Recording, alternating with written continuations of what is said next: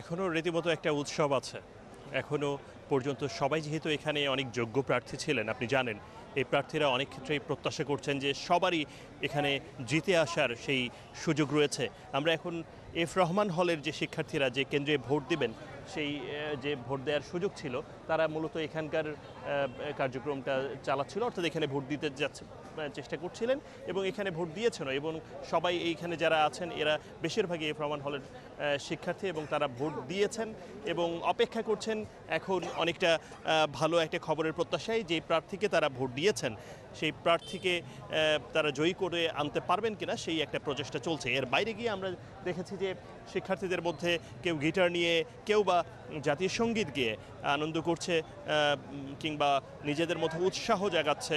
সবগুলো প্যানেল এছাড়াও স্বতন্ত্র আলাদা অনেকে রয়েছে, সবাইয়ের মধ্যে এখনও পর্যন্ত উৎসবটা রয়েছে। পাশাপাশি শিবির, ছাত্রদল সহ অন্য যে স্বতন্ত্র প্রার্থীরা রয়েছেন প্রত্যেকেই অবস্থান করছেন, প্রত্যেকেই নিজের মতো করে কাছাকাছি থেকে উৎসাহ উদ্দীপনা দেখাচ্ছেন এবং সবাই যে আগ্রহ দেখাচ্ছেন তাতে করে বিজয়ী যেই হোক, এটা যে একটা দারুণ নির্বাচন হচ্ছে এখনও পর্যন্ত।